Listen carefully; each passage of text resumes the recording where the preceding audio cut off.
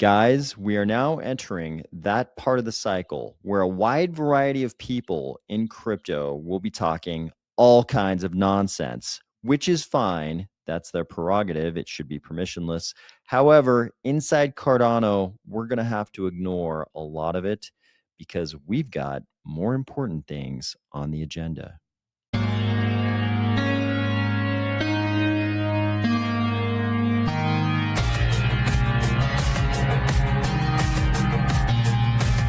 If you feel like you already got more than your fair share of nonsense last cycle, or if you're finding value in these videos, please consider delegating to the Army of Spies DRep address and the Army of Spies stake pool, ticker AOS. All right, everyone. Thank you for joining. I appreciate you being here. So let's see who is actually here. Oh, Hilldog was first. Let's fucking go. Army in the house. That's right. Neo Chat is here. Let's go. Zebra time. That's right. I didn't even know there was a zebra emoji, but there is. I like it. Pucky Hawk says, let's go. Omar Wright says, hello. Brown Beardo says, true. Furries are categorically nonsense. Let's fucking go. True, they are. I mean, that is the point. This is nonsense, what you're looking at.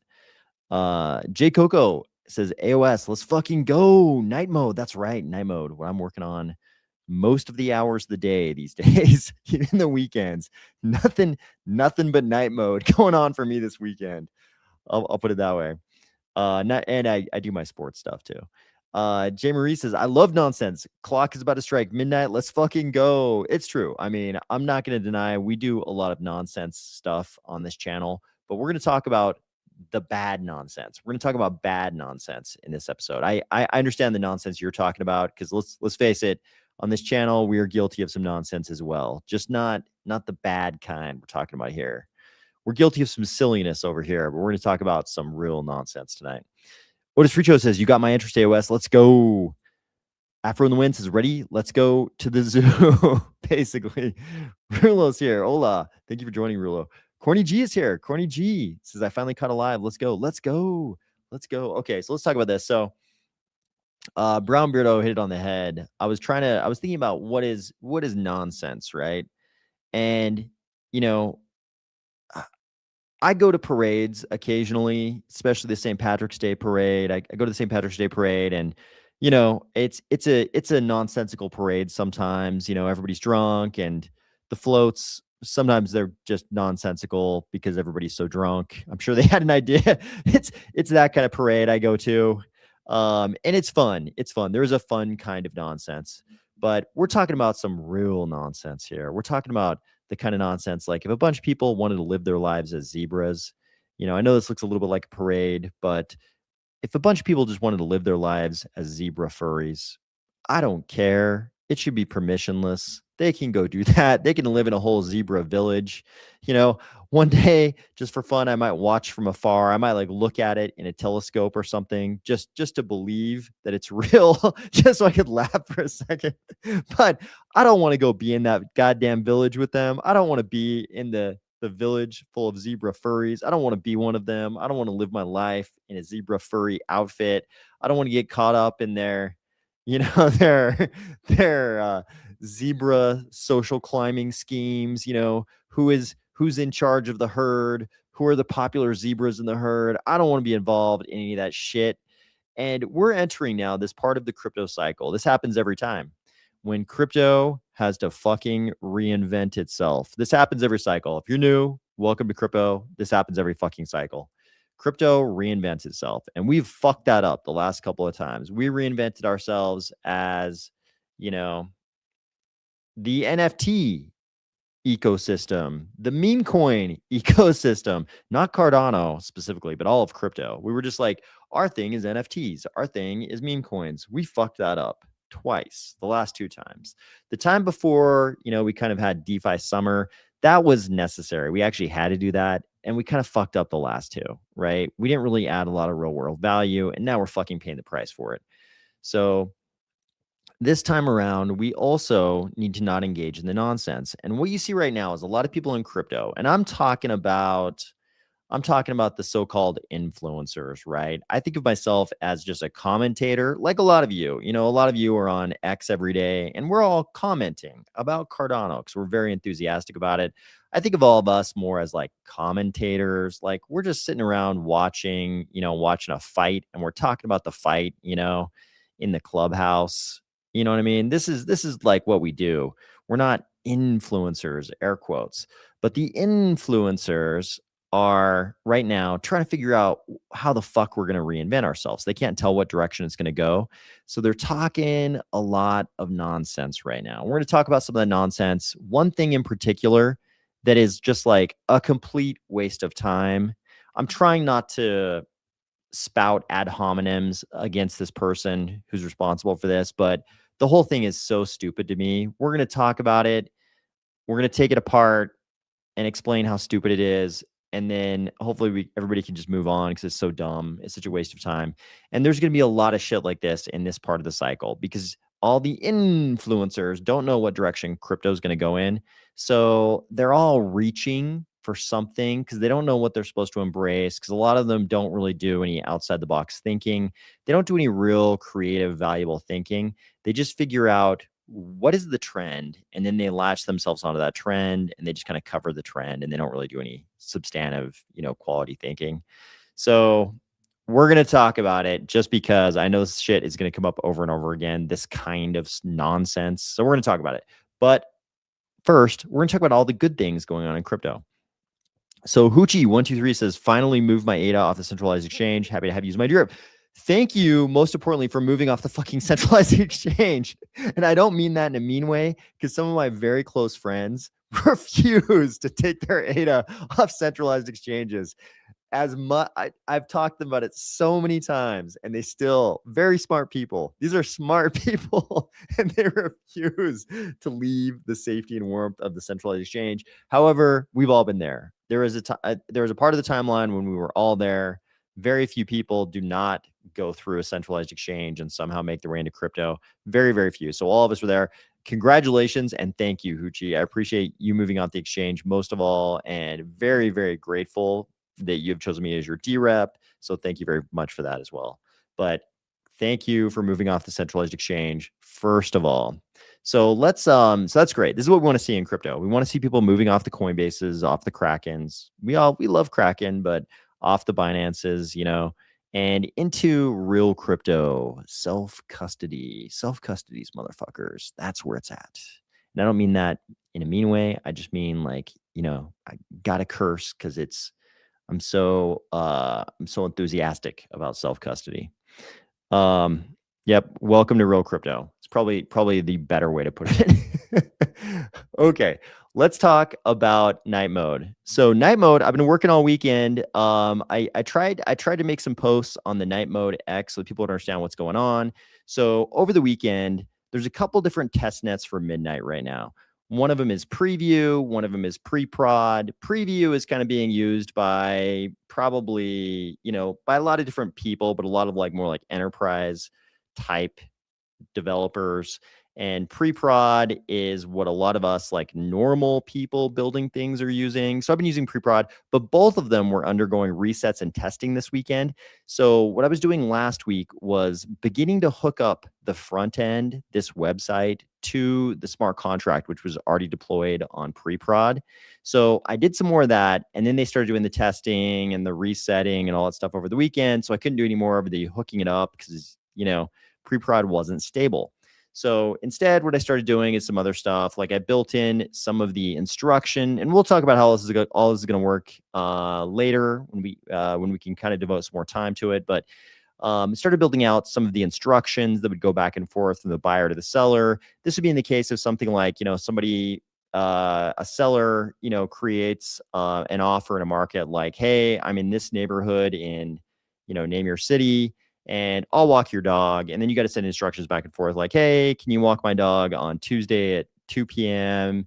And the dog walker is like, no, I can't do it. I can't do it. I can do it at 4 p.m. So that's what this down here is for. And you'll see just today, I've started integrating some of the IPFS stuff because we don't want all this data to be on chain, right? We don't want all of this to go through the smart contract, like so-and-so is getting their dog walked at 4 p.m. That's not a good use of the chain. We need that to live off chain, but this is crypto. We're decentralized, so we're going to use IPFS if we can. So right now I'm working on that. You can see it's not loading right now, but I was just working on that all day today and other things, and we're right in the middle of it. So been working on all that, but you can still visit the site. I know people were having trouble getting testnet night, T night, so they could produce T dust. You can still play around on the site. You can still do a lot of things. You can still create markets locally. It'll kind of be mock markets because, like I said, pre-prod wasn't stable enough this weekend to hook everything up to the smart contract like I wanted to. So you can still create mock markets and things and just see how it works, all those kind of things. So all that's going on. That's the update on night mode. Working very hard every single day, hoping to have some more interesting stuff for people to try out very soon on that. Let's see. Brown Bear says, yeah, I've still been locked out due to that weekend work. Oh, yeah, I feel for you. I feel for you on the weekend work. Lately, last week I mentioned I got an offer to go back into the fiat mines, which is, kind of bittersweet because I knew eventually I'd have to go back to the fiat mines. There's something kind of exciting about this one. But I'm kind of negotiating with them right now. So we'll see how that goes, if I can reach a successful end to the negotiation or not, but it won't be anything like starting like next week or anything like that. It's pushed out a little bit. It'd be pushed out a little bit if we do come to terms. So I just want to let everybody know about that. But let's move on now. We've done the night mode update. If you don't know what night mode is, you can go back a couple of videos and I did a full rundown on exactly what night mode is, but it's the DApp I've been working on since last year. Since I think I started I think I actually started committing code in like late November of last year, if I remember right. I could be wrong with that. But let's talk about the other big things, the positive things before we get to the nonsense. Let's talk about the positive things going on in the Cardano ecosystem. So you can tell that midnight mainnet launch, this is the federated mainnet, is getting very close. So if you don't remember how this worked, there are 1, 2, 3, 4. There are 4 eras in midnight. This is working like Cardano worked. We had various eras in Cardano. The eras in midnight are Hilo, Kukolu, Mohalu, and Ua. So Hilo started on 8th of December. That was the launch of Night, the Night token, listing and liquidity, all those things. Then you've got Q1 2026 when Kukolu started, and the whole thing with Kukolu was that the federated mainnet would launch. So this is input output, and all the companies we've talked about, they're all going to be running the nodes. The federated mainnet won't be decentralized yet. It'll just be these like large players who will be running the chain for a little while. Same thing happened in Cardano. When it first launched, it wasn't us SPOs running the network at first. First, it was a federated mainnet. Then we went to the incentivized testnet. And then we finally went to the fully decentralized Cardano that we know and love today. So soon, this is supposed to happen. We've been told this would happen my voice just cracked there. We've been told this would happen in Q1. So it would need to happen in March. We are in March and there's only so many days left. So we should be getting the federated mainnet very, very soon. And then after that, we were told Mohalu would start in Q2. That would be SPOs and nodes online. SPOs start making blocks. A dust capacity exchange was mentioned. More recently, we've been told that that's just like a concept at this point. Nothing's actually been built. So who knows if that will happen in Q2. There was mention of an ITN, like I just mentioned for Cardano, and then SPOs on mainnet, federated and decentralized systems coexisting in parallel. So all that's going to happen in Mohalu, which was originally scheduled for Q2. And then UA would be Q3, full decentralization, recursive, trustless bridging, infrastructure to Cardano, interoperability with other blockchains, and we'd be off to the races. So this is a much quicker timeline than we had for Cardano, things happening a lot faster. And then we got this message today. And I believe this was decoded, and people let us know that this was something like, "Are you ready?" There you go. Are you ready? Are you ready? Are you ready? Yeah, let's see. Is that spell? Yep. Are you ready? So, are you ready? This is a good message, good way to do it. Midnight is all about privacy. So, this is a good way to send that message. So, Otis Freetov says, "Stoked about midnight. This will be a great week." Brian Packard says, "Good evening. Good evening. Good evening to you both." So yeah, this is gonna be an exciting week. We've been waiting a long time for midnight. Long time for it. You know what else we've been waiting a long time for? Bitcoin on Cardano. So charms is something I've known about for a long time, and I feel terrible because I keep saying I'm going to learn more about charms, and I still haven't learned more about charms. So I need to really dig in and figure out what's going on with charms because it's here. It's here. So we got this message. Bitcoin and Cardano are now united by charms. We sent EBTC and Bro to Cardano. We sent ADA, SNEC, and USDM to Bitcoin. We unlocked cross-compatible Rust and WASM dApps for both chains. The Universal App Protocol for UTXO powered by ZK VM Megathread with receipts. So you can go and check out this thread, and they explain a little bit about what they're doing. But man, pretty much anything in the direction of oh, sorry guys. Yeah, my throat is having trouble tonight, but anything in the direction of Bitcoin on Cardano. We've talked about this so much on this channel. Anything in this direction, I'm in favor of, right? There's obviously going to be multiple approaches, and I don't yet understand exactly what's going on with charms. I'm starting to, as they put out threads like this, these are really helpful. So I'm starting to understand a little bit more, but I'm excited anytime any developers are working on anything having to do with Bitcoin on Cardano. So very much interested in this, and I'm going to try to learn more. If any of you know a ton about charms, please feel free to explain it to me. Like Ivan, I know Ivan knows about charms. So Ivan, please shoot me a message on X. And oh no, you probably don't even need to. I probably just need to visit these sites. To learn about charms. I was gonna say send me a list of the things I should visit, but I should probably just start by reading this white paper, and I will do it. But congratulations to the Charms team for launching what obviously has been a lot of work. I don't understand how it works yet, but I hope to soon. So let me put it like that. Trying to be very transparent about what I do and do not yet understand. Mark Going says, "Hello, Charles said it goes live this week in his video today. They have their go, no go meetings every day. Let's go." All right. I love it. Thank you for that update, Mark. I haven't seen that video because I was just I was vibe coding all day. But thanks for letting me know. Bremberto says, "Yes, I'm ready. Got my Midnight Scholar certificate and everything." Excellent. Okay, excellent. Probably the more people have those, the better for the ecosystem. I saw Charles and the CEO of Bullish, formerly senior executive of New York Stock Exchange. Our keynotes at Consensus Miami, as well as I believe Paul Atkins speaking, very bullish for our compliance narrative. I agree, Streetwise. That's very good. If you've got a Charles on the same stage as the chair of the SEC and a former senior executive of the New York Stock Exchange, that is what we call social acceptance. That is normalization of crypto.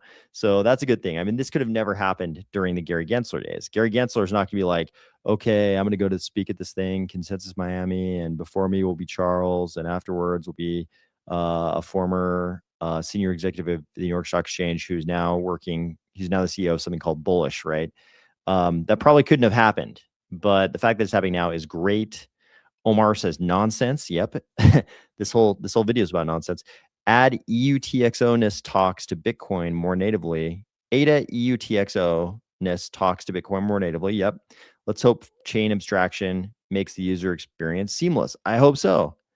Ed Mick, thanks for jumping in. Good to see you. Good to see you again. So yeah, I hope so. I hope that's the case. We've got big things. Speaking of Washington, we've got big things going on in Washington starting on Friday. This has been like a never-ending saga, so I apologize. I'm not trying to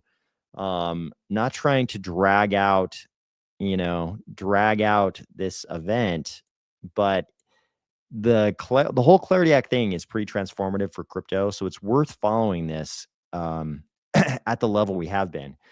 So anyways, we're seeing signs of life, at least. So on Friday, first we saw this from Senator Cynthia Lummis, big advocate for crypto. She posted this: yield. Everybody's like, oh, okay, great. Looks like the Pearl Jam album cover. All right. But we knew what she meant. She was saying that there's something going on with yield. And we know that the big problem with the Clarity Act was whether or not centralized exchanges and other players in the crypto space were going to be able to offer passive yield on stable coins, because the banks were claiming that would cause deposit flight. So let's see what this is. So we saw a lot of reports like this. Breaking: Senate is reported to have reached a deal with the White House that resolves the crypto stablecoin yield dispute with banks. So whether or not this is true, I can't tell. I saw conflicting reports. Is it true? Is it not? Something definitely happened. It seems like something happened. Like, Cynthia Lummis would not have posted this if she wasn't optimistic. Could something good, could it appear to the Senate as if they've reached a deal with the White House, and then the banks or Coinbase come in and, basically spoil the whole thing? Very possible. We don't know. We don't know what's really going on. Like, it seems like I've said all along, this is a zero-sum game. Somebody's got to lose. There's going to be some deposit flight, right? On the crypto side, we want a ton of deposit flight. On the bank side, they want zero deposit flight. So there's gonna have to be there's a zero-sum element to this. So somebody's gonna lose a little bit. And in the long run, it's not gonna be fucking us. It's gonna be the banks. So this is just sort of like, how fast do they want to die? And not that they're going to die all the way, but it's like they're going to suffer some deposit flight. It's like, do you guys want us to torture you to death with, deposit flight leakage? Because it's going to happen. There's going to be some, or you guys can just, like, face your destiny and accept that people aren't going to be satisfied with half a damn percent in interest, in yield on their deposits. Like, that's a truth. You bankers are going to have to accept that. Like, that's coming. People aren't going to accept it because there are better alternatives. It's just, crypto is just too complicated for them right now, but it's coming. Please God, I hope they didn't screw us. Oh, I strongly believe we're gonna get screwed. Like, every report I've seen has been like, yo, crypto, just so you guys know, you're not getting passive yield on stable coins. Like, that's been like every single report. Every single time I've heard somebody who's actually like, somebody who's even adjacent to somebody who's in the room, like, every single one of them has been like, well, you're definitely not getting passive yield on stable coins. And it's like, in crypto, we're so used to passive yield. It's like, what is Cardano built on? Right? What is Cardano built on? Like, R-ADA? It's like one of the long tent poles, one of the big tent poles in Cardano is staking, Ouroboros staking, right? We're so used to it. Like, if we're not getting that, then yes, we are definitely getting screwed. Like, we're definitely getting screwed, but I don't believe it'll stand. I don't believe it'll stand because that line between bank and centralized exchange is going to get so fucking blurry that pretty soon the banks will figure out, like, some of them are going to start doing very crypto-y things. And on the crypto side, some of those entities are going to start doing very banky things. And the line's going to get so blurry that everybody's just going to have to offer more yield. So I think that's the way it's really going to go. It's not going to be like it's not going to be like all the banks just die and crypto rules the day. It's like the banks are going to become like centralized exchanges, and the centralized exchanges are going to become like banks. It'll all get very blurry, and it'll just become a matter of where you're getting your yield as far as yield goes, right? It'll just be a matter of where you're getting your yield. You can park your assets in ADA, and you've got the native self-custodied staking with a certain yield. You can park you can park your assets with an Alameda Research, who's or whatever whatever Caroline Ellison called that thing, and they can blow up. You can get a lot of yield, but it might blow up, right? There's that, and then you've got the banks, right, who are going to offer you 0.5%, and they're all just going to be like platforms for yield, and they'll all be competing, and we probably won't even think about them as like banks versus centralized exchanges. It's just going to be like various platforms offering yield, and they're all going to have to compete together. That's my thinking, at least. That's my guess as to how this is going to go down. Could be wrong. Could be wrong. So one thing I don't think I'm wrong about is that I agree with this poster.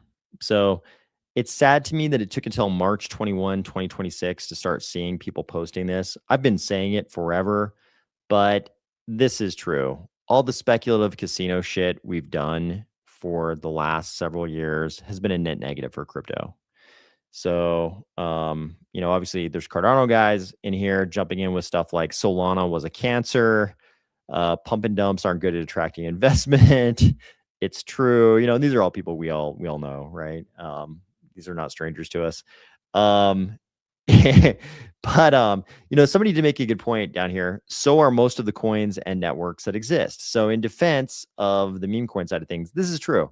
The line between a true meme coin and a lot of the altcoins is also pretty blurry. So this guy, same thing. Yes, of course, altcoins are same. That's not exactly true because altcoins have this level of expressiveness, right? Like smart contracts are a thing. There's utility there.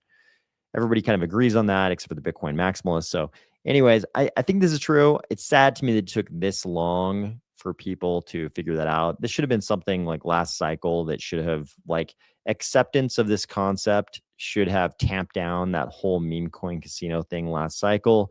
And then we probably wouldn't be in such a fucked up place this cycle, honestly. But we are where we are in March 2026. So there we go. Okay, Hoochie says the credit unions around me now offer 4% savings accounts. Not sure if they're preparing to be competitive or if it's unrelated. No, I think that's true. If you go on, there's a bunch of different websites you can go on. Like the big one back in the day was like Bankrate. You go on bankrate.com and they just run down a million different savings accounts from various types of institutions. You can, there are definitely credit unions that have been in that range for a long time. There's special kind of neobanks that don't have physical locations that offer yield in that range. There's also and some of them are even like run by big institutions. Like you'll see a very big name brand institution name, and then they've got kind of like this weird subsidiary neobank just so they can offer these kinds of yields. So they definitely exist. Yeah, good point. Thanks for pointing that out. They definitely exist. Even the ones around me are offering, I don't know what they're offering exactly lately, but definitely when I've looked over the last couple of years, they've been offering rates sort of in that range. Okay, now let's talk. So that was a bunch of the good news. I think that's a bunch of the good news. Let's talk about some of the nonsense. And there are some valid points here, but most of this is just stupid. So let's talk about it. Here we go. This is the big post. Thank God. I think people are realizing how stupid most of this is. And, it's only gotten 13,000 views, but I'm going to go through this because this is sort of posed as, and I'm going to try not to use any ad hominems about the person who wrote this because the person is not really important. I like to deal with ideas. So we'll just deal with the ideas without throwing any ad hominems at this person. But okay, the way this is presented is very bad because it doesn't make any sense, right? It's like illogical in a lot of ways. There's a few good points. Come up in this thread that I think are valid to look at, a few of the points, but most of this just doesn't make any sense. So here's what he wrote. And we're going to go through this one time just so we can take it apart because I don't want to give this any more attention than it's already gotten. In my opinion, 13,000 views is too much attention because it's just illogical and doesn't make any sense. New chain analysis exposes deception and corruption from Cardano's founders. As soon as I read that, I was like, God damn it. How many times have we been through this? what angle are you approaching with this bullshit? Because I was like, is this going to be the voucher thing again? Haven't we litigated this thing to death? And IOG had to go to a great expense to vindicate themselves, but they kind of completely vindicated themselves. Like, why are we doing this again? No, this is something different. This is something different and more stupid. Different and more stupid, in my opinion. Charles swore IOG had zero voting power. Turns out he was lying. As soon as I read that, I was like, oh, this is going to be stupid. This is going to be something stupid. And I was right. So he makes some valid points that we kind of already knew in here that don't really support his conclusion, but here we go. So ADA's 3 founding entities pulled in 22% of ADA's lifetime staking rewards. Like, okay. I mean, in the ICO is very transparent about the amount of ADA that was given to each of the 3 founding entities. And, the amount was just a little bit less than this, the amount of the ADA. So it kind of makes sense that since they're the founding entities, they would stake, they're going to stake all of their ADA. And, some people, some random normal people like all of us, just like forget to stake, like don't ever stake. So if you actually stake, yeah, you're going to end up with, some number that's a few percentage points more than the actual amount of the whole ADA float you have. So this number to me is exactly what I would get. In fact, I would have guessed it was higher, right? I would have guessed that there would be enough normal retail ADA people like us not staking that the 3 founding entities together would have pulled in more than 22% of ADA's lifetime staking rewards. But this is kind of exactly what I expect. And he's posing it here like it's a crime of some kind or like evidence of a crime or something that wasn't transparent or something. But it doesn't make any sense. And it doesn't really relate to what he just said. Charles swore IOG had zero voting power. Turns out he was lying. And then he's like, yeah, IOG, the CF, and Emergo staked. How dare they? And I'm like, yeah, we know, we fucking want them to stake, bro. I would be pissed if they didn't stake their ADA. We fucking want them to stake. And I mean, this kind of sets the tone for the entire thread. He does make a few valid points in here, but they don't really support his conclusions. So I don't even know why he's making them. This is the level of nonsense we're going to be dealing with for this whole period until the influencers figure out what theme they're supposed to be covering, and then they'll all just attach themselves to that theme, to that trend, and they'll focus less on shit like this. I'm sure he's seeing that his beloved Solana is not doing so great, and so he's like, how can I get some engagement from the Cardano audience? I know, I'll just make up a bunch of nonsense, and we get this thread. So he says, there was very little transparency in how the Genesis coins were spent, which is why it took extensive analysis by a third party to finally reveal the truth. Well, the Genesis coins went to Emergo, the CF, and IOG as the reward for being the founding entities. And in the case of IOG, for doing a shitload of development for us since before the ICO in 2017, all the way up until now. I mean, they didn't start getting paid by us until last year. So, I mean, did we get 10 years of development out of them? I mean, when did Charles start developing Cardano? 2015 or something? Like, did we get a decade of development out of them without paying them? So, I mean, we know why they got paid the Genesis coins. You're saying there was very little transparency about how they were spent. They're theirs. Those are their coins. They can spend them however the fuck they want. Cardano's permissionless. Once you have the coins, we can't claw them back. They get to spend them however the fuck they want. So I don't know what you're saying here. He says, contrary to their claims, some of these funds were continuously staked and reaped significant rewards in the meantime. Yeah, like I just said, we fucking wanted them to stake those coins. That was the whole point. Like, if they didn't stake the coins, we would have gotten out the pitchforks. If they just took the coins and they didn't fucking stake them, we would have been pissed because we want people staking, bro. That's what we want. What are you talking about? You're talking nonsense, my man.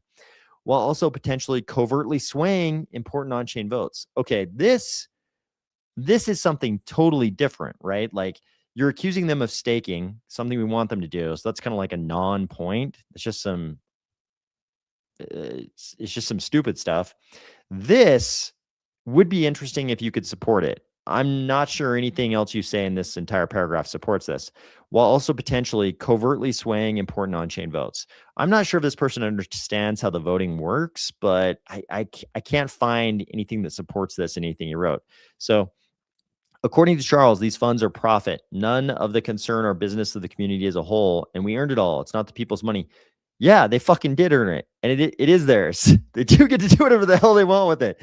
We want them to get paid, and once they got paid in the ICO, which was very transparent to everybody, it was right on the Cardano.org website. I think that was the right URL back in the day. The entire ICO, every single coin was accounted for on that website. It was all right there for all of us to see. It probably, I'm sure it still exists. The exact same page still exists somewhere in the pages that the ICO controls. But yeah, that's how it works. You know, the founding entities got their coins, and they get to do whatever the fuck they want with them. He says that is honestly a fair argument. Okay, thank you for that. Whether the rest of the ADA community agrees with that is up to them. Okay, you're trying to sow discontent, whatever. The main issue here is the lack of disclosure. No, there was never any expectation that they would tell us what they were doing with those fucking coins, right? Like, I don't know what Emergo did with their coins. They were their coins. Like, I don't tell anybody what I do with my coins, right? None of the people in Cardano have any kind of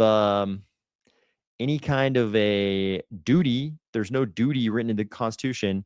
You must tell everyone what you do with your fucking coins. It's money. It's permissionless money. Permissionless. It's permissionless. You get to do whatever the fuck you want with it. If it wasn't permissionless, none of us would join this ecosystem. If there was a duty that we have to tell people how we spend our crypto, we wouldn't have fucking joined. The reason we're so enthusiastic about a privacy side chain, a privacy partner chain in Midnight, is that there's even less in that regard. It's even less of a financial panopticon. There's even more privacy. We want more, not less. So he says, the main issue here is the lack of disclosure. That we had to discover this through extensive chain analysis does not look good and erodes trust. The problem with this statement is, like, kind of everything else he says is like not that dramatic, or, you know, I mean, there's a couple things that people might not know that he's going to talk about. I don't even know if they're true or not necessarily, but it's just, it's not, I don't think he really made any cool discoveries, man. The danger of such a large and unaccountable stake concentration by the founding entities is it can be used to flip votes and empower insiders with delegated stake. Guess what? Cardano had one of the very smallest sort of aggregate tranches that went to the founding entities, right? Over the years, how many times has Cardano ponied out that chart that shows that every single ecosystem gave way more to the insiders than Cardano and Ethereum? Almost every single ecosystem gave way, way fucking more to the insiders and the VCs and everybody else, all the insiders, than Cardano and Ethereum. So a large and unaccountable stake concentration by the founding entities, that's not Cardano. That's fucking everybody else, man. One particularly concerning example from the report is Bloom, operated by Big Pay. So you're like, I read that and I was like, what is he going to talk about with Bloom? What about Big Pay? He says, which has received over 1.6 million in treasury funding. So down below, Big Pay is going to find fault in this. He says this number is not quite right down below. We'll look at his post, but so now he's going to start talking about people getting money from the treasury. The problem with this, so I think that this is the valid point. When I said he makes some valid points, he does make some valid points. There are some interesting things about how much money certain parties have gotten from the treasury. It's completely fucking unrelated though, dude. It's unrelated. Like, I mean, maybe you could argue it's related in some way, you know. Everybody in the ecosystem got to vote in Catalyst if they wanted to. So maybe, you know, maybe I can't remember if IOG even voted in those Catalyst votes, but it's not really related to your earlier points, right? Here you're talking about how much ADA the founding entities got. It's fucking low. Here you're talking about the founding entities staking. We fucking wanted them to, and now you're talking about various parties getting treasury funding that aren't the founding entities. This is all like unrelated shit. And two of the things we don't care about, and one of the things is completely unrelated. So I don't know where you're going with this. This could very well be a case of corruption or money laundering. How the fuck? How the fuck is it either one of those two things? Please explain. Where undisclosed IOG stakes are being used to push funding proposals to insiders. So, do you know how voting works in Cardano? Because I don't know how undisclosed IOG stakes would be used to push funding proposals to insiders. Does anybody know how this would work? Because I have no idea how that would even work. We do not know for certain that this happened, but that this is even a real possibility is a major problem. You don't know if it happened. I don't even know how that would be a thing. Like, what are you even talking about? Good governance is supposed to counteract such risks. The fact that this was hidden from the community is where it starts to get seriously perverted. It all fucking happened on chain. Everything you're talking about was on chain. All the delegation you're talking about was on chain. All the treasury shit happened, as far as I know, everything you're talking about happened out in public. We had Catalyst. Everybody got to vote on Catalyst. Catalyst happened. Wasn't hidden. What was hidden? What are you talking about that was hidden? Full credit goes to Beacon Pool for doing the research. The report, including the methodology and on-chain evidence, is pinned to his profile. His analysis is repeatable, giving it significant academic weight. Go there and give him a follow. The numbers themselves here are not the issue, as they are not that out of line with industry standards. The issue is a lack of disclosure anymore. What wasn't disclosed? What are you talking about? The chain analysis contradicts statements made by Charles, catching him in the lie. What lie? What are you talking about? Honesty matters. That's why we're calling this out. Decentralized governance matters. That is why we must be aware of any threats that could corrupt that process. What the fuck are you talking about, man? So down here, we see a few responses. Somebody points out, so Dory points out, this issue definitely needs more scrutiny, but from where I don't know if it does, but from where I stand, it's nothing compared to the Solana Foundation secretly minting excess SOL and handing large amounts to market makers for price manipulation. That's an actual track record of wrongdoing. It feels like he turns a blind eye to deliberate misconduct from chains he's close to while holding others to an impossibly strict standard. That kind of double standard is hard to take seriously. So he says, I did not mention Sol in my ADA critique at all. Classic misdirection and a red herring fallacy. Second, the Sol Foundation never secretly minted Sol. You lack reading comprehension, as I originally broke that story back in 2021. That was about the circulating supply, not minting. As I recall, it was about the circulating supply.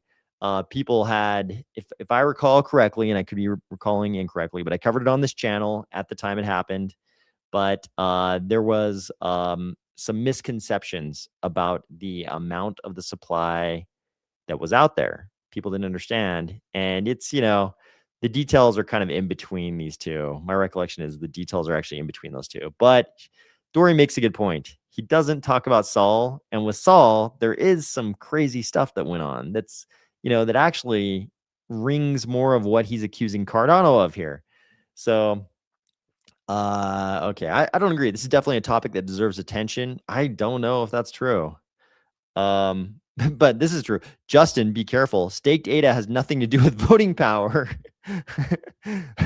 So Samuel Leathers talks some sense here. Undisclosed on a public blockchain is an oxymoron. Every transaction, delegation, and reward is permanently public. The researcher didn't uncover anything concealed, but rather just aggregated data anyone could read anytime. Extensive chain analysis is just reading a public ledger. So I think this is true. Let's see, where is somewhere in here? There's some other responses I wanted to get to. So here is this Beacon Pool. Cardano community, don't let the founders silence me. Spread this message like wildfire and tag all founding entities and anybody else that can help force a change. This is our time to fight back and say, we do not accept your manipulation of our ADA. The account no longer exists. Oh, Surprise, the account no longer exists. Shocker. Look at that. The account is gone. Okay. Okay. You did a great job on disclosure. So much so that you deleted your whole account when people started scrutinizing it, making it easy for third parties to verify this for themselves. No, obviously it wasn't. I kind of think they wouldn't have deleted the account if it was easy to verify. Okay, am I getting this right? This entire hit piece you just jumped on Cardano is because the founding entities hold 4 billion ADA out of 36 billion in circulation after 10 years. That's only 11%. Are you fucking kidding me? He says, you missed the point. This is about them lying about using that staking and governance. Getting a total of 22% of lifetime staking rewards is no joke. Yeah, it's like exactly in line with how much they got in the ICO, which was transparent as fuck. They hold so little now due to dumping that on the rest of us, despite them not delivering on their promises. That is the truth. Okay. God, there's a point here where I wanted to find the part where Big Pay disputes the numbers he threw up there, but somebody did post the amounts of ADA that different parties have gotten in Catalyst to kind of dispute the numbers he was throwing around there. And that's actually the most interesting part of this whole thing. Let's see if I can find it. See, people are frustrated with this. How dare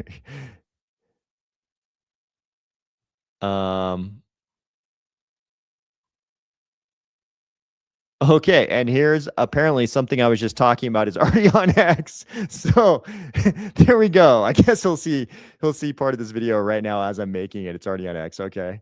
That's good. God, I wish I could find the Big Pay. Big Pay posted maybe it's somewhere else, but Big Pay had a little bit of a rebuttal where he pointed out that some of the numbers weren't quite right. Maybe it's oh god, I wish I could find that right now. But anyways, the most interesting part was somebody posted a table showing how much different parties had actually gotten from Catalyst, and it was quite revealing. I might have to see if I can find that another time. It looks like I don't know if that's been moved or if I'm just on the wrong thread, but somewhere somebody posted a table, yeah, showing all that. Okay, let me hit the comments so I can see what you guys are saying about this. Okay, Joe Davidson, thank you for joining. Okay. Oh, sorry, I'm skipping some. Yep. Fine, I'll be nice. He posts about Cardano when he wants to fish for engagement. The Cardano community always bites. I know that's the sad part. People should not bite on it. Different and more stupid. Great stuff. Yep, I agree. Sorry for being late. You can be late all you want. No problem. No problem at all. No problem at all.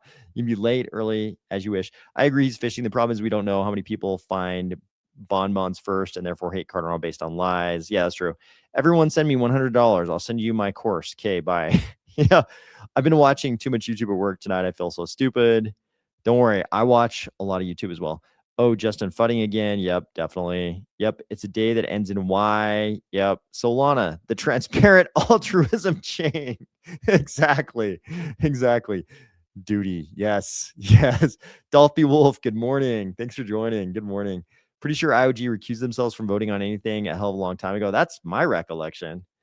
Because of people like this, I know I will do well in my crypto investing. This is great entertainment. I love people. I know when I see this, I'm just like, it makes me feel like I have an edge on everybody. Because I'm like, God, not only is this particular individual like spouting such nonsense, but there were 84 people who liked it.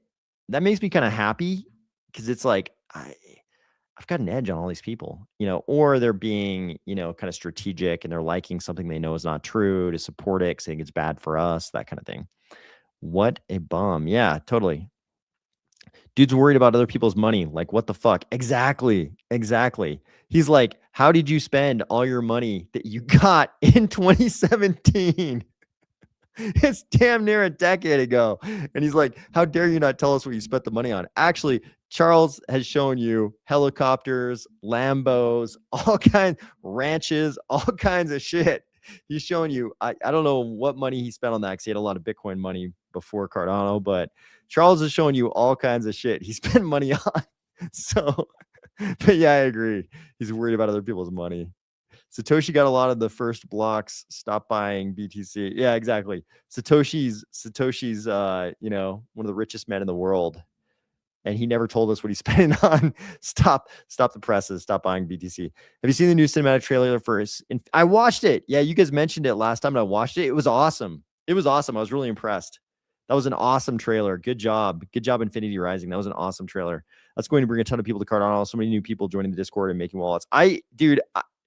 I was so stoked to see that trailer. It's like, God, watching that project from the very beginning and then seeing that trailer, it felt so good. It felt so good seeing that trailer because that project started with, go back and watch the very first video about cornucopias, the very, very, very, very first video, and then watch that trailer. Amazing. That's an amazing arc. I love it. This FUD is losing steam. You can just feel it. Yep. They're reaching because they don't know. They know that Solana was the meme coin casino, and they're like, oh God, the big trend this next cycle might not be speculation. We're fucked if it's not speculation. We gotta latch onto something. And so he's like, let's go do some engagement farming on Cardano right now. Justin Bond's bio says full-time crypto researcher since 2013. Pretty uninformed for a full-time crypto researcher. Yeah. Oh, and I changed my mind. I hate this type of nonsense. I knew. I'm with you 100% though, Jay Marie. When you said I love nonsense, I was like, oh, he's got a good point because I do too. but this is the bad kind. This is for sure the bad kind. All the money got burned up in the Lion's Mane fire. Dude, yeah. It was all in the shed on Charles's ranch that burned up. The Lions. I've never heard anybody call it the Lion's Mane fire before, but that's hilarious. The fucking Lion's Mane fire. God, the thing that was the most valuable out of this whole discussion, actually, honestly, the thing that was the most valuable out of the whole discussion was just the table showing it was just the table showing how much different people had gotten out of the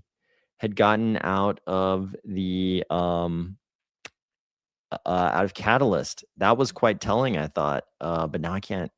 God, now it's lost. It's either been removed, the person who posted it removed it, or something. Okay, we'll have to go. I'll try to see if I can find it later, or maybe for the next video or something. But anyways, that kind of nonsense is going to come up over and over again. And honestly, like after reading this, it was entertaining to go through it because it was so stupid. But this is a complete waste of time. Like nothing he presented here was of note. It wasn't even of note. I was like, so you're saying that IOG delegated their ADA, and that's pretty much it. Like nothing of note, literally nothing of value in that entire post. Otis Freechove, thank you for joining. Good luck in the Fiat Mines tomorrow. So here's some more promising stuff though. Trump Insider with a 100% win rate just went all in with a $201 million long before market open. Last time he pulled this move during the October crash, he walked away with 65 million in 3 hours. This one's about to get interesting. And you can guess if the sort of narrative that this is an insider somehow linked to the current administration in Washington, you can understand that the very optimistic talk about a resolution of the Iran war, I'm just going to we'll call it the Gulf War 3, basically Gulf War 3. I know some of you will be like, no, it's World War 3, but I'm going to call it the Gulf War 3 or Persian Gulf War 3. The positive talk about the resolution of that war, could be a reason for somebody to go long like this, of course. So it would not surprise me at all if this is just insider trading and somebody has a connection to the White House. That would not shock me at all, right? And not even just this White House, but any White House. Basically, like if that's going on with any White House, that wouldn't surprise me at all. Okay. Brian Armstrong responded to something kind of interesting here. This guy says, this is incredibly annoying getting several of these per day from Coinbase. I don't understand pushing this on users who trust Coinbase to hold their stablecoin and crypto balances. This is essentially encouraging me to gamble. What does that say about the internal philosophy? And you can probably tell already from the thumbnails what these are. It's like Coinbase upset alert. Right state leads Virginia. The market still has Virginia at 61%. Who's right? Santa Clara versus Kentucky with 13 minutes left. Prices are swinging. Who wins? Siena is up 11 over Duke as odds jump 20%. Predict the upset or be upset. Yeah, I mean, I'm kind of with this guy. That's not the kind of shit I want to get from my centralized exchange. Like pushing me to gamble. It's like the goddamn Duolingo owl. Like, hey, you gonna gamble? I'm sad because you're not gambling. Could you just gamble a bit? Please, come on, gamble a little bit. Right? It's like I don't want the Duolingo owl pushing me to gamble. So Brian Armstrong comes back. It's a fair point. Let us make sure this is tuned correctly, and we can probably provide some customization options on this. That section of the app is getting some new updates. Thanks for the feedback. He's not like, sorry, I'm pushing all my users into gambling, which is what he should have said. Like, you know what? You're right. This is societal net bad. We probably shouldn't push our users to gamble. But that's not what he said. He said, oh, let us tune this a little bit, which is kind of hilarious. It kind of lets you know where the priorities are. Flower Me says, please, people, thumbs up. Thanks. Thanks, Flower Me. Okay, I love these. I've always loved the robbery forest stories because they're never us. It's never in our ecosystem. It's always somewhere else, which is great. So Resolve Labs was exploited. 50 million worth of USR was minted without collateral. It lost its peg and is now trading around 50 cents with lows below 20 cents. This will create bad debt on some lending markets, particularly in specific pools. Some Morpho pools using USR as collateral have already been exited. Resolve USR is also a liquidity provider on Aave. Stanny stated that there is no impact on Aave. Given the size of the mint and USR's market cap, this is not a Terra Luna type event. And you can see that's pretty different than the Resolve Labs post here, at least the screenshot. We are currently investigating a security incident involving unauthorized minting of USR. So he started out, the way he starts out his post, very different. And you know who this is? This is the CTO at Ledger. This is the Chief Technology Officer at Ledger. So somebody who knows a thing or two about security. And obviously this is kind of an advertisement for, his company's products. So he's going to talk about every exploit, just like I talk about all the exploits outside of Cardano, because that is also an advertisement for Cardano in some ways. Obviously I'm not getting paid for that, but I'm just an enthusiast of Cardano. So I like to point out how much ass we kick all the time. Brown Beardo says Android allows apps to push notifications into different channels, put it in its own channel, and problem solved. Yep, that's a good point. Infinity Rising was made in Unreal Engine 5 using an SDK that allows drag and drop Cardano blockchain functionality, such as wallet logins and NFT stuff. I had no idea that was there. I didn't either. Thank you for letting us know about that. I had no idea either. Yeah, I thought it was a really interesting. I thought it was very ambitious, and I was super stoked when Cornucopius at the time, now Infinity Rising, made the decision to go with UE5. I thought that was super cool at the time and ambitious. And now I'm just like, thank God they did. But I didn't even know about this, that there was drag and drop Cardano functionality. So that's super cool. Speaking of Ledger, did you see this bill today, Kentucky House Bill 380? I did not. What is it? Curly Knox, thank you for joining. Curly Knox says AO Spies. So let's move on here while Flower Me is telling us about Kentucky House Bill 380.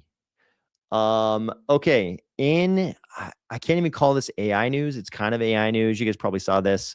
So Elon Musk gave a big presentation and he explained, hey, we're going to create this gigantic amount of compute on Earth, but that's not enough. So what we're going to do is we're going to build this thing called a mass driver on the moon. And it's basically going to work like a giant railgun built on the surface of the moon. And we're going to, use like solar power to, aggregate energy. And then we're going to use that energy to shoot things off the railgun into space, and then we can harness the solar energy from the sun 24 hours a day, and these things can be like in orbit around Earth. So your boy Elon Musk is doing some wild shit. He's talking about some wild shit. But if you think about it, and here, of course, very cool image of the moon, you know, half of it's dark, and you can see there's all kinds of shit on the moon. So even that, just that alone, like this many artificial lights on the moon is very ambitious. But he's talking about this. I think this is supposed to be the mass driver. So kind of makes sense. You know, if you build the shit up there on the moon, you've got Optimi. He calls the plural Optimus Optimi. If you've got Optimi and humans on the moon, and they're building it, and then they use solar energy to power the mass driver, and then they shoot the shit off the moon. The moon has less gravity than Earth and no atmosphere, so it's much easier to launch shit off the moon. So you just get your production facility up there, and then once you do, you just use solar energy, and you can launch shit much more cheaply off the moon into Earth orbit or wherever, and you can put compute in orbit, and it can make use of solar energy. And this is Elon's fucking plan. It sounds wild, but I think he might be right. I think he's right, might be right. And you know, it's weird. Elon, as much as he's an engineer, he is focused on aesthetics to a weird level. And so he always demands that everything be, you know,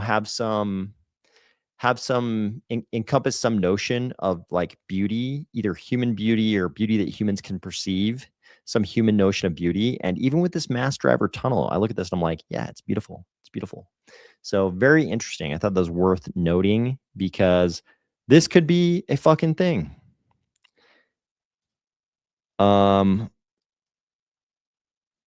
Okay. Oh, was it? I don't even remember now. That would make sense. I mean, yeah, cornucopias. I mean, it's such an ambitious project, Infinity Rising. They had to, you know, I mean, they had to sell all kinds of NFTs, all kinds of game pieces and things, and get funding wherever they could. I mean, it didn't even make sense. Like, it was so ambitious when they were first talking about what they were going to do. It was so ambitious at the time. I was like, oh my god, like how are they gonna be able to afford to do this? But goddamn, I mean, that's why it was so cool seeing that trailer, because I was like, God, they've made it this far. This is amazing. So yeah, yeah, God. I mean, based on that trailer, it's just amazing. It's an amazing arc. All I can say about it is it's an amazing arc, and I was so glad to see that trailer the other day. Is Elon so interested in what I do online? That's a good question. What are his feelings on privacy? I don't know. On privacy on X. I don't know. He's probably talked about it, but I just don't know. Requiring hardware wallet makers like Ledger to provide password, PIN, seed reset mechanisms, and customer support, effectively mandating backdoors that undermine self-custody security. Yeah, we covered it. You're talking about, this is the bill. This is the bill. Kentucky House Bill 380. Ooh, that's bad. I mean, the problem is Ledger kind of already does that. Ledger already offers that as a service. We covered it. It was a big, big drama. It was a big drama in crypto because it became apparent that the Ledger devices, which we previously thought could not export their private key, could actually export their private key, had the capability to do so. And Ledger, it was huge amount of drama. I covered it heavily on this channel. Ledger defended themselves by saying, no, it's only if you opt into that service. We're offering a service where your Ledger can export your private key to us to help you out if you need it, but it's only if you opt in. And we were like, whoa, whoa, whoa. It wasn't even supposed to be capable of that shit. What we understood was that it wasn't even capable of it. So that was a huge drama. But, hell, maybe it's kind of like a self-reinforcing thing. So did Ledger do that in anticipation of this type of bill? Or did that bill come about because they knew it was possible for Ledger to do it? Because if somebody goes to them while they're trying to pass that bill and was like, yo, we can't even do it. We don't even know how to, there's not even a way to do it. Then the bill that's gonna hurt the fate of the bill. But the fact that it's possible and the bill is now mandating it. It's kind of this self-reinforcing situation, which is not good. I don't think it's good. So thank you for pointing that out. I didn't know anything about that. Thank you, Fly Over Me. Looks kind of like the Death Star. It does a little bit. It does a little bit. We already have degens in crypto and Coinbase tripping. Yep. Yeah, it's like Coinbase. Dudes in crypto are already super down for gambling. You don't need to push them. You don't need to be the Duolingo owl at all. They're already down for gambling. Wow, the kind folks in Infinity Rising wrote the code to put Cardano in games and then gave it away for free. But to use it, they get a small payment to their treasury. They get a small payment to their treasury. So were they the ones? So are you saying you think that Infinity Rising were the ones who created that that functionality in UE5 that you were talking about earlier, the drag and drop Cardano blockchain functionality? Are you? Oh, I didn't understand when you were saying earlier. So you're implying that Infinity Rising created that drag and drop functionality. If so, that's awesome. Epic probably got involved and helped. Yeah, however that happened, it's awesome. Anyone have 250K? I need to buy some Claude tokens. Yeah, seriously. I mean, it's like exactly why I didn't use Claude, haven't used Claude on that app. I'm too cheap. Too damn cheap, guys. Too damn cheap. So Cornucopias is Infinity Rising now. It's Infinity Rising. Fluxpoint Studios wrote it and the game. Oh, okay. Okay. Yep. Cornucopias is now Infinity Rising. Joe Davis says, I don't think they made the Cardano SDK. Yeah, Puckyox's Fluxpoint Studios wrote it. Okay, good to know. They're trying to take our privacy every which way, trying to enforce Linux and other OSs to gather personal data. Yep, that's unfortunate. Fluxpoint Studios did not write Infinity Rising. Oh, okay. Yeah, whatever you guys tell me is the only information I have on that, so I do not know. Coinbase wants their own prediction market. I'm sure they do. Finally made it live. GG Capo, thank you for making it live. Appreciate it. We were just covering the mass driver on the moon scenario, proposal, whatever you want to call it. So you're kind of joining us right at the end of the crypto coverage and the Cardano specific coverage, and now we go into some other things like this. I included this to point out that there's a long history of UAP sightings going so far back.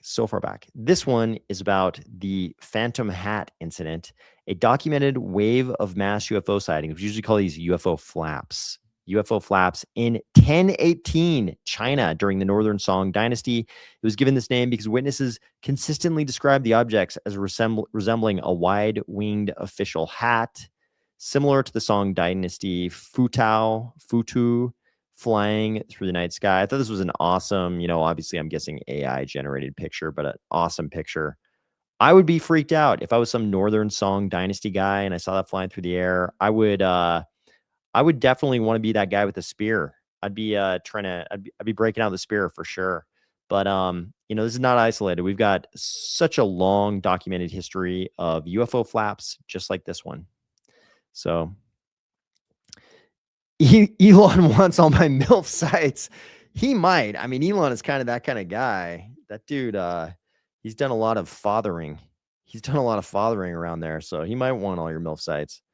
I don't know. I mean, I guess some of the, some of the recent Elon mothers have been a little bit older. So yeah, so he might, I mean, like, let's face it, when we say MILF site, those girls are often like, the girls on those sites seem to be like 25 years old. So, so they're not really even that old.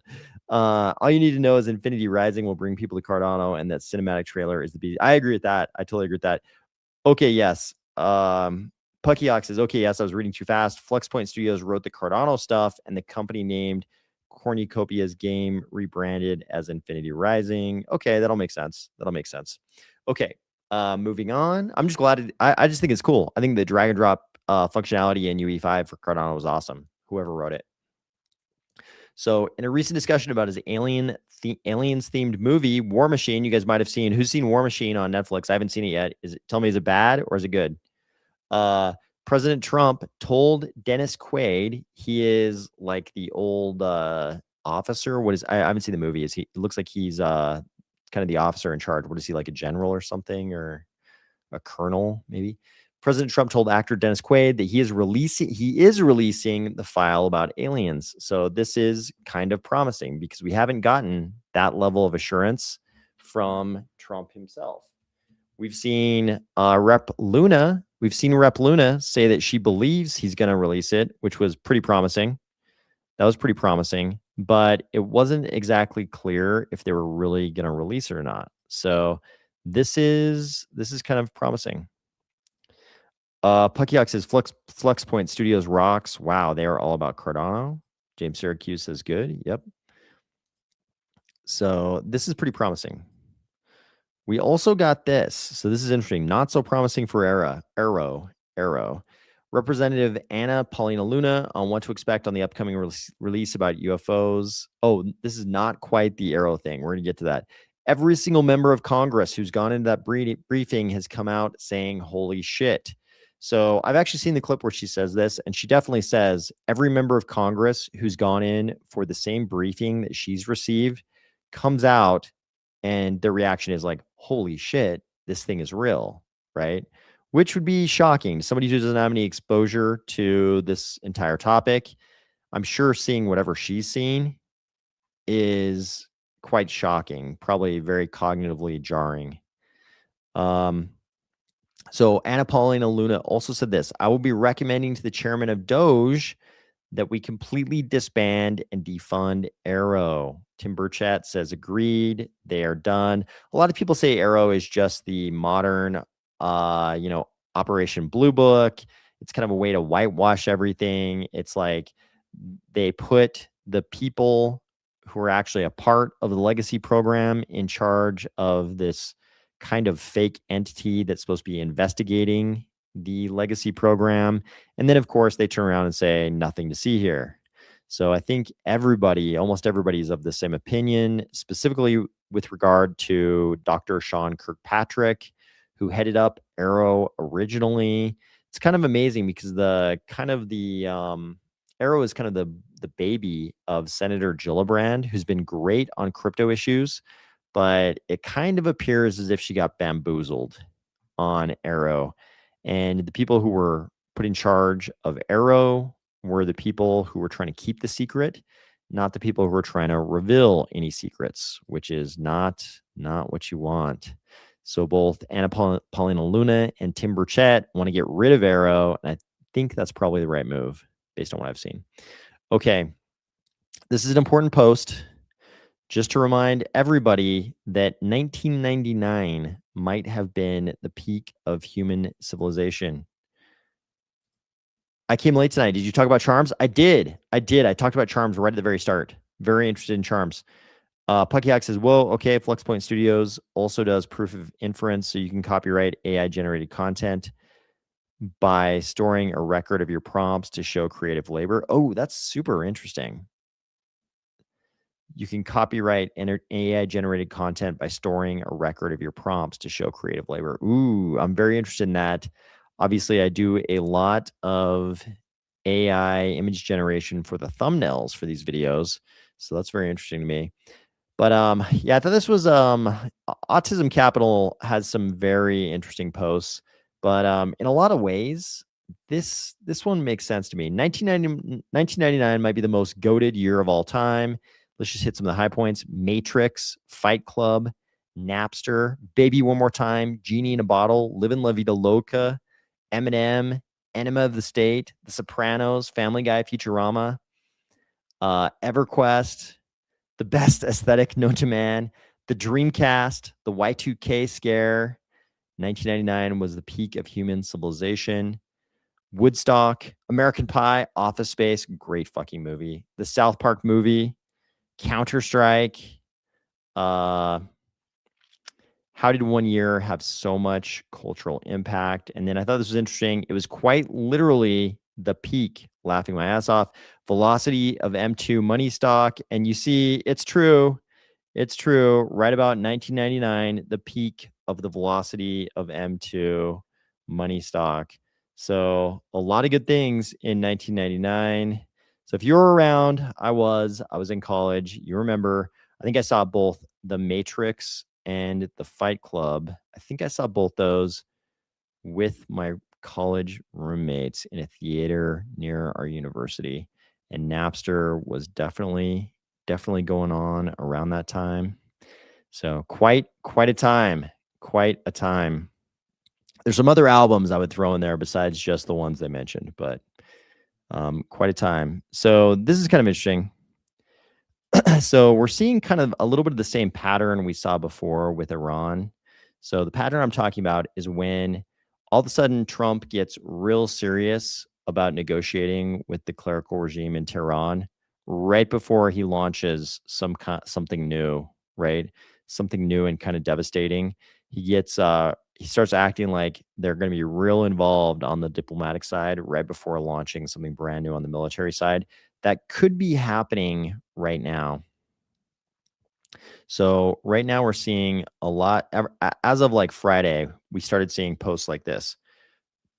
According to The Atlantic, citing 3 people with knowledge, following Steve Witkoff's communications with Iranian decision makers through Pakistani intermediaries, a 15-point plan based on the same one presented to Iran last year was presented for them to concede to if they want to forestall future strikes. So originally, you remember when we left things off last week, on a Friday-ish, not on this channel, but on Friday-ish, Trump was saying he was going to hit the energy infrastructure, which I did not think was a very good idea at all. If you wanted to turn the Iranian people against you, turn off their power. So that didn't seem like a very good idea. And then he was threatening to do something like that if ships were not allowed passage through the Strait of Hormuz. And then all of a sudden, we're seeing this as of today. Oh, actually, we're making a lot of progress on the diplomatic front. And then it's like, okay, we'll wait 5 days. We won't hit the energy infrastructure for 5 days. This is starting to feel a lot like the launch of hostilities. The launch of the first attacks were kind of happened, right after this sort of period when they acted like they were going to be really engaged in the diplomatic stuff.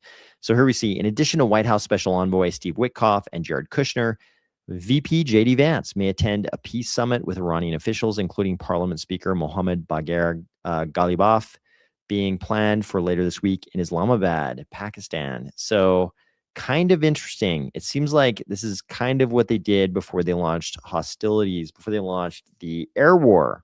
So what could they be preparing for? What could they be pretending to be so? Why would they be pretending to be so diplomatically engaged right now?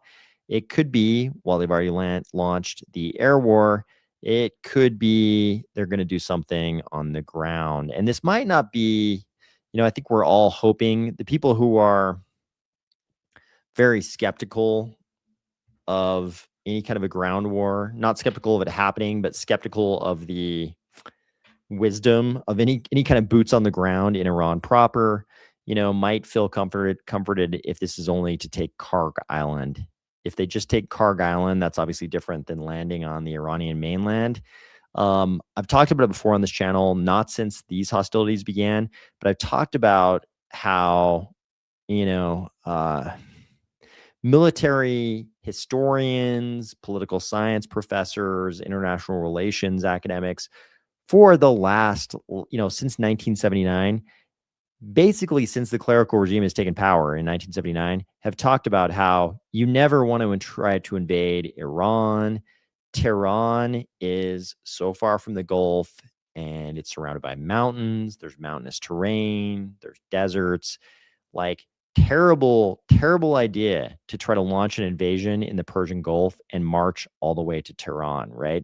A lot of reasons not to do that shit. And you could argue like, oh, we have our NATO ally Turkey. We could land in Turkey and go from Turkey. We have relationships with nations in the Caucasus. Recently, JD Vance even has visited Azerbaijan, just north of Iran. So there's other possibilities, but there are a lot of reasons why you should never try to invade Iran. So I think when people see posts like this, Pentagon officials have made detailed preparations for deploying U.S. ground forces into Iran. People are hoping that really just means Karg Island. Preparations include how to handle the possible detention of Iranian soldiers and paramilitary operatives, such as where Iranian prisoners of war would be sent, two sources said. So they're definitely making it very obvious. And it could be this is just some kind of a negotiation tactic, make the Iranians afraid that the U.S. is going to launch a ground war.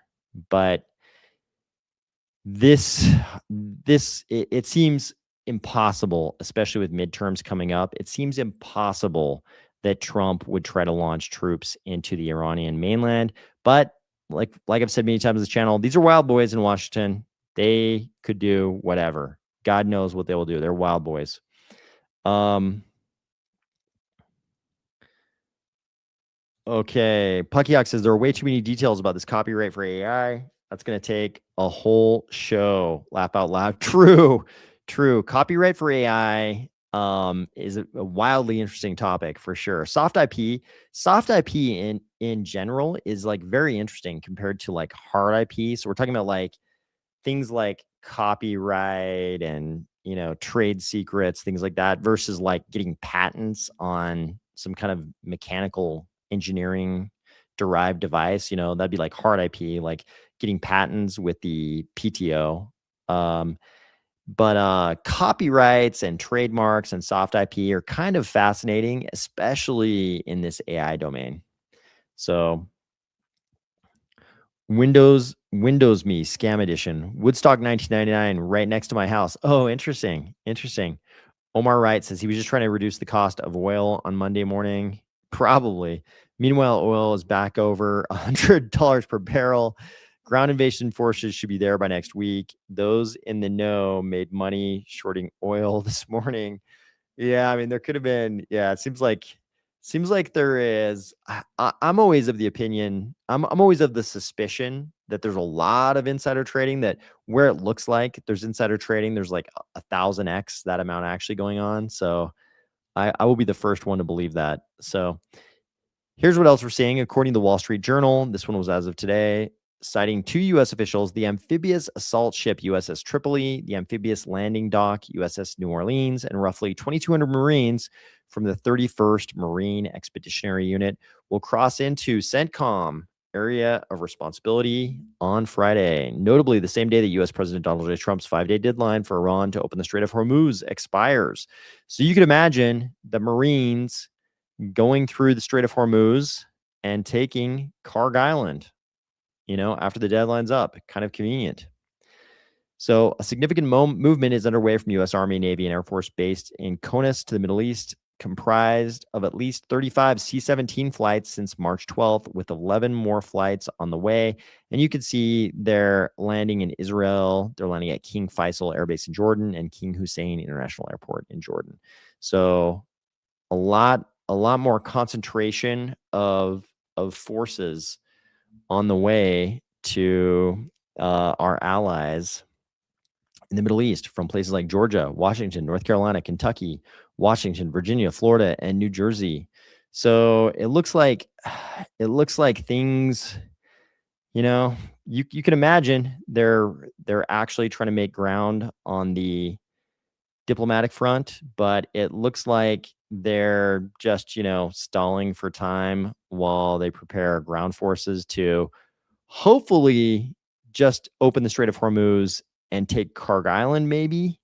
Hopefully not. Like, yeah, I mean, it would take like such a colossally larger force than this if they were planning any kind of a mainland Iranian ground, expeditionary force. Like it's two totally different things. But still, even if they just take Karg Island, because so much of Iran's oil flows through Karg Island, it's like, how is Iran going to react to that? But then again, given that it's Trump, you can imagine Trump sitting around the White House and being like, I'll just seize Karg Island. That's what I'll do. I'll just take it. And then, they can just deal with it. Like this would be this would be like a very Trump thing to do, for him to just seize Karg Island, control the bottleneck for Iranian oil export, importantly to China, importantly, a large amount of oil to China, for him just to seize that and be like, that's mine now. That shit's mine. That shit belongs to Donald J. Trump, not really Donald J. Trump, but to the US. For him to just seize it and be like, that's my shit now. Now you guys can deal with me.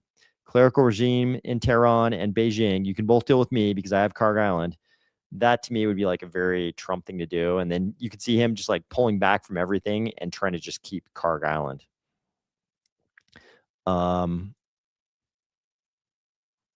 Okay. Copyrights last much longer. Yep. Oil prices and mainly every other price is set by speculation and fear. Yeah. So so there's people sometimes forget that different types of IP have different scopes of duration in terms of how long your IP is protected. So with something like a patent versus a copyright, it's very different because copyrights, had to do with things like books.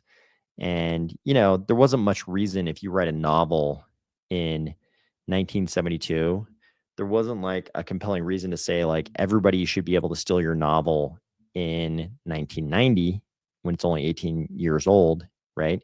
But if you invent some awesome new technology that's going to benefit humankind, there's kind of a more compelling argument, right? If you invent, if Pons and Fleischmann really invented cold fusion, you don't want them to patent it and, charge the entire world gigantic amounts of money forever, right? You want that to become open at some point so it can benefit all of humankind. So hard IP and soft IP get different scopes of duration of the protection of the IP. Oil prices, mainly every other price, is set by speculation and fear. True. Gareth Soloway had good TA on oil last week, predicted and shorted oil today. You know how I feel about TA. I just don't believe in the Fibonaccios. Like, I think there's going to be people, even in crypto, like there's like, in crypto during a bull market, there's like 1,000 dudes doing TA saying it's going to go down, 1,000 dudes saying it's going to go sideways, and 1,000 dudes saying it's going to go up any given week. So, there's 3,000 dudes doing TA, but 1,000 of them are going to be right every week. So, that's how I feel about Fibonaccios, though. I think we've covered all the news from the weekend. Like I said, don't get sucked in by the nonsense. I'm going to keep working hard on night mode. I'm hoping to deliver something to you guys eventually. Who knows? God knows on timeline, because I'm just vibe coding this thing. So God knows on timeline, but I'm hoping to deliver something to you guys eventually that I hope will be useful. I hope it'll be useful, and I hope it contributes. Hey, Mission Zambia, thanks for joining. Good morning. Good morning. Thanks for joining. I hope it'll be useful. I hope it, contributes, one tiny, tiny, insignificant grain of sand in the, making a level economic playing field for the world kind of movement that I think we're all a part of.